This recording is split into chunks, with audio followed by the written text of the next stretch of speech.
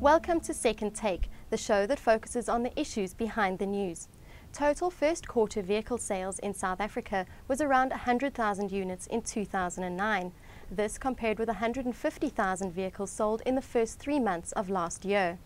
The automotive industry is in trouble, with more than 35,000 jobs already lost. But there may be a glimmer of hope for the embattled sector. With us in the studio today is Irma Venter, Senior Contributing Editor of Engineering News, to tell us more. Irma, what's happening in the local industry? Well, Shannon, it's been bad news all around. Production levels at our local automotive plants are down 35% compared to last year. Vehicle exports from South Africa in March were down 5,000 units compared to March last year.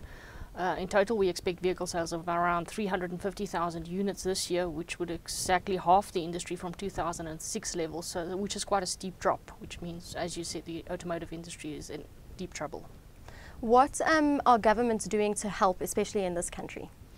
Well, governments all over the world have actually stepped up to the plate. They're trying to help the automotive industry get through this really tough period where sales are really low. Global sales are actually low all over the world. It's not just a case of low sales in South Africa.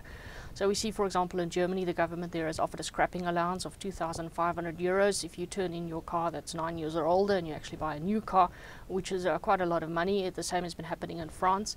Italy has also done the same. We can also see tax cuts, for example, in China if you buy a small car, tax cuts in Brazil. And then, of course, the well-publicized happening in the US, where the US federal government has actually given money to General Motors and to Chrysler to help them through this period in the form of soft loans. So that's been happening all around the world. In South Africa, of course, we're a poorer country, so we had to take a bit of a different stance to helping our industry. Our industry approached government for help in February. We formed a task team. The last meeting of that was before Easter, and now we sort of see the first results of this coming through. The Industrial Development Corporation has now stepped up and say, okay, they're considering case-by-case requests from companies for debt or equity, and that they will consider these then and maybe help these companies, including the automotive industry. This will especially help the component manufacturers. They've been in a lot of trouble in terms of liquidity. They simply don't have the financial the liquidity available at the moment to keep on manufacturing and to honor their contracts at the moment, a lot of them. So that's a bit of a problem. So a lot of the banks in South Africa have simply said the automotive industry is too risky for them at the moment. They're pulling back from it, which have left a lot of component companies in the lurch. So of course, hopefully now the ADC can step up and help these companies. We'll have to see what happens with that. It's definitely worth saving our automotive industry. It produces about, or aids about, our GDP was 7% a year, which is quite a high number. There's a lot of manufacturing skills that we've acquired over the year. There's a lot of specialized skills we've acquired, and it's not worth losing this. So we must find ways to help our industry. Of course, it's now a pre-election period. You can't expect a lot of big decisions pre-elections. Hopefully after the elections we'll see more decisions taken to help the automotive industry. Hopefully the steps taken by the IDC is just the first one. South Africa's response to this automotive industry crisis is somewhat different to the rest of the world. Why do you think this is so? Well, it is probably because we're a poorer country. We simply can't afford to throw a lot of money at the problem. We don't have that budget. We don't have $1 trillion budget as the US has, and we don't have the kind of money that a Germany or a Japan have either.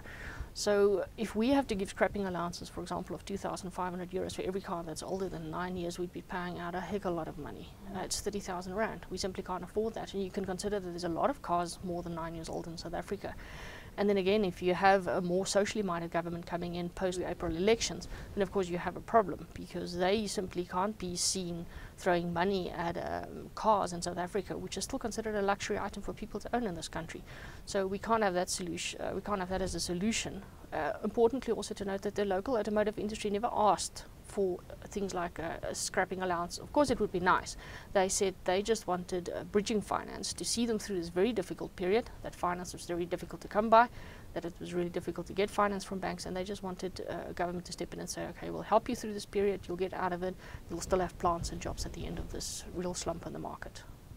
When do you expect to see this vehicle industry changing? Well, the optimistic view is that at the end of this year we'll see a tick up in the market.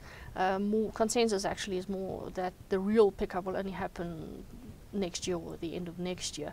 So let's all hope that happens. Of course, it will help if the Reserve Bank Governor, Tito Mboweni, if he announces more rate cuts. That will help people return to the market, have more money in pocket to go, actually look at cars.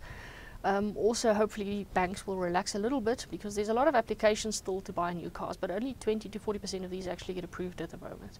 So hopefully, if as the global credit crisis develops and banks start relaxing and our interest rate gets cut, people will return to the showroom floor. Of course, it will take a bit of a cut in the interest rate to counter the tick up we've seen in vehicle prices. I mean, that's already been 10% this year, with another 10 to 15% expected. But if all goes well, hopefully by the end of next year, we'll see vehicle sales ticking up again in South Africa. We'll hold thumbs. Thanks for your time, Irma. Thanks, Shannon. That's Second Take for today. Join us again next time for more analysis and insight into the major business and economic stories making headlines.